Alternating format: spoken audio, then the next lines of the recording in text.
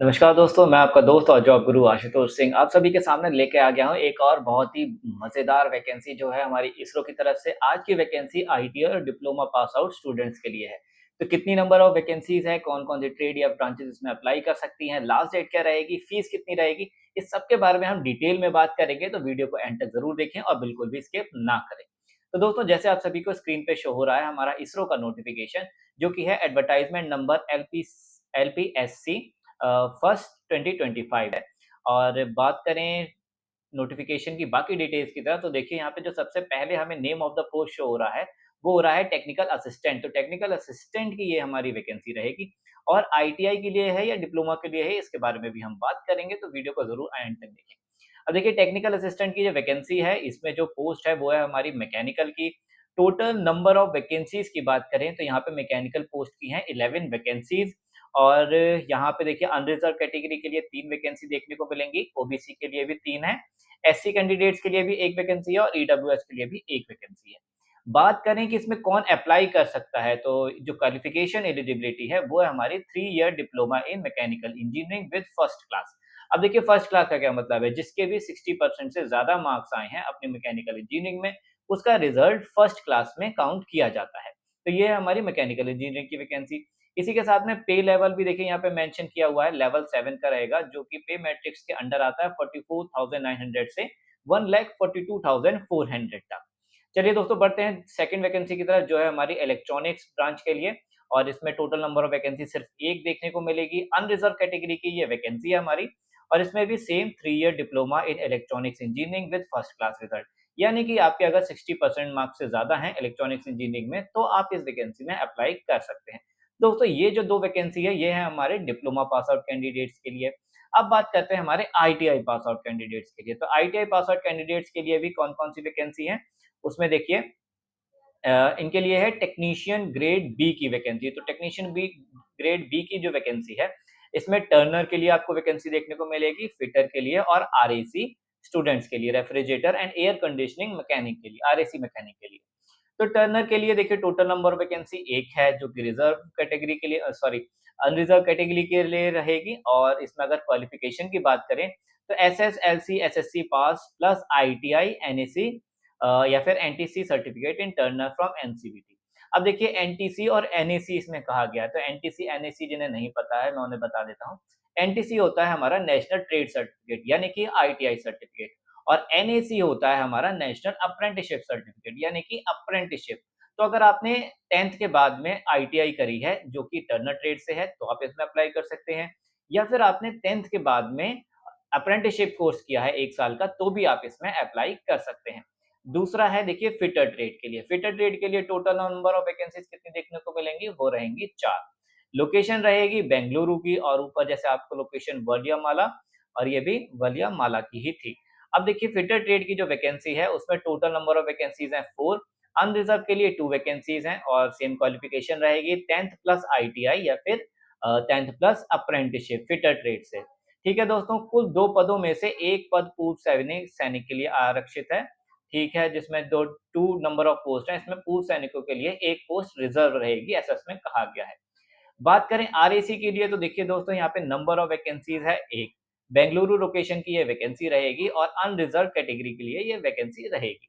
Same इसमें देखिए qualification भी सेम मेंशन की गई है, एसएसएलसी यानी कि 10th प्लस आईटीआई या फिर अप्रेंटिसशिप सर्टिफिकेट, इस बात का खास ध्यान रखिए। पे लेवल इसमें रहेगा लेवल 3 मैट्रिक्स का 21,700 से लेकर 69,100 तक का इसमें आपका पे रहेगा। अब देखिए 2 वैकेंसीज़ और भी हैं इसमें, जैसे कि हेवी व्हीकल ड्राइवर की है और लाइट व्हीकल ड्राइवर के लिए है।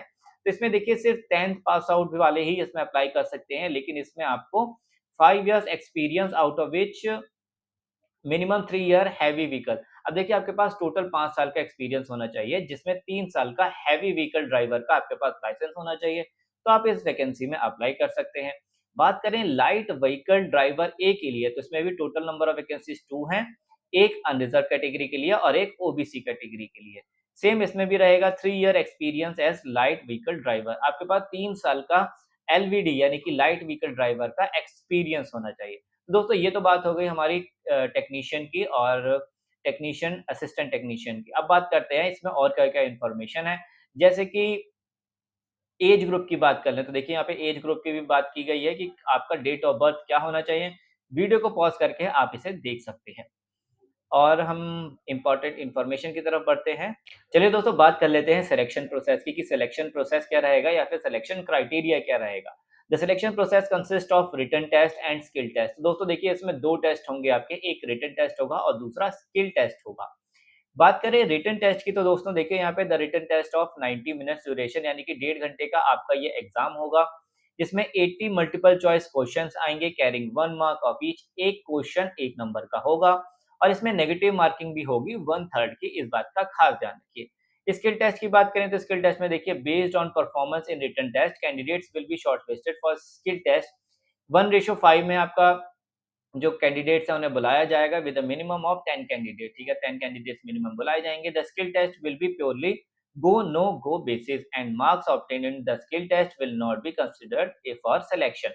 अब देखिए इसमें जो भी आपका स्किल टेस्ट होगा उसके marks obtain in the skill test will not be considered. देखिए सिलेक्शन के लिए स्किल टेस्ट के लिए नहीं रखा जाएगा, फाइनल मार्क्स नहीं, मेरिट इसकी काउंट होगी।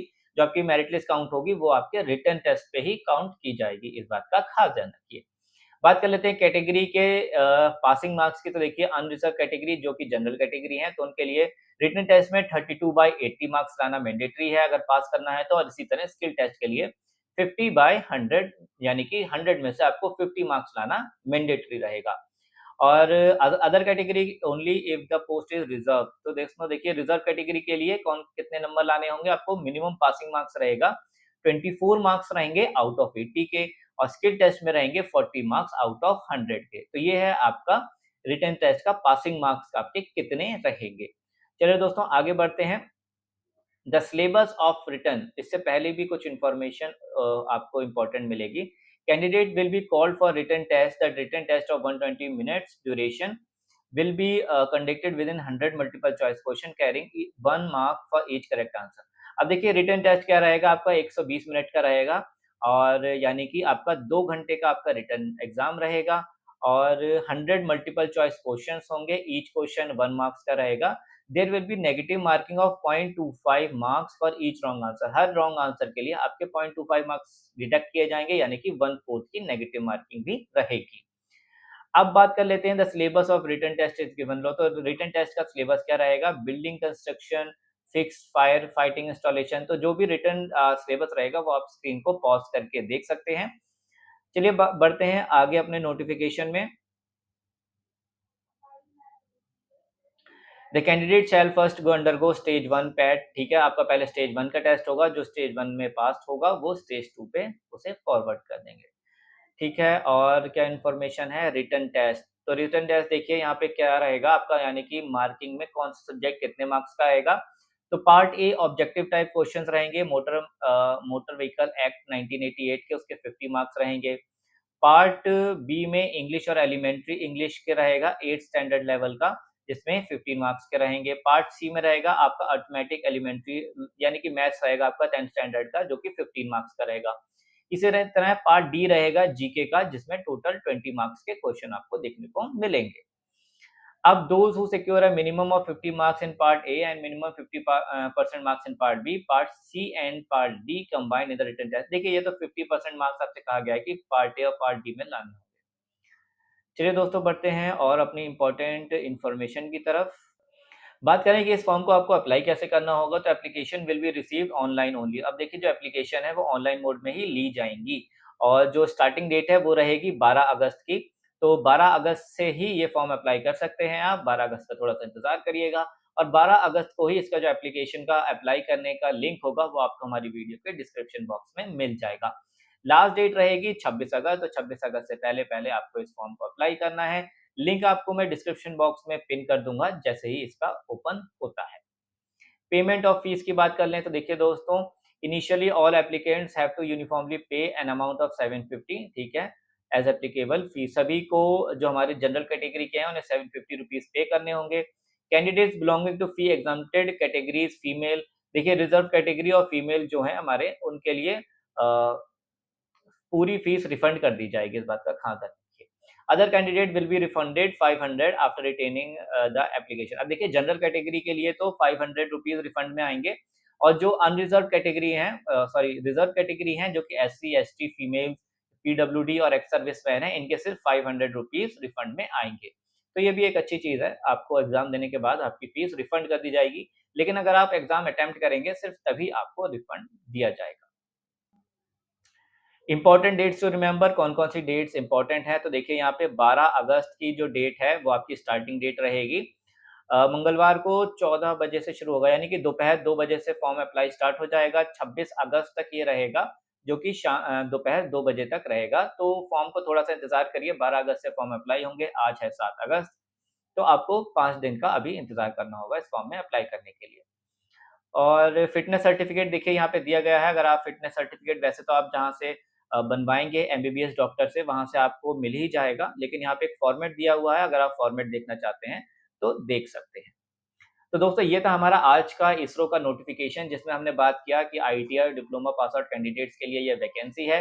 डिप्लोमा की बात करें तो मैकेनिकल और इलेक्ट्रॉनिक्स वाले इसमें अप्लाई कर सकते हैं, और वहीं आईटीआई की बात करें तो आईटीआई में फिटर, आरएसी और टर्नर पास आउट स्टूडेंट इसमें अप्लाई कर सकते हैं। तो दोस्तों कैसी लगी हमारी आज की ये वीडियो? वीडियो में कुछ भी समझ में ना आया हो तो कमेंट बॉक्स में ज़रूर पूछें। मैं आपका दोस्त और जॉब गुरु आपके सभी सवालों के जवाब खुद देता हूँ। तो दोस्तों वीडियो पसंद आई हो तो वीडियो को लाइक और शेयर करना ना भूलें। इसी के साथ में चैनल को सब्सक्राइब ज़रूर करें। मिलते हैं अगले वीडियो में एक नई इन्फॉर्मेशन और एक नई जॉब अपॉर्च्युनिटी के साथ में। तब तक के रहिए देखते रहिए श्रमिंशाला। श्रम इन जॉब ऐप पर आप जैसे लाखों युवा जॉब पा रहे हैं। आज ही श्रम इन जॉब ऐप पर जाएं और अप्लाई करें अपनी पसंदीदा जॉब के लिए बिल्कुल फ्री में।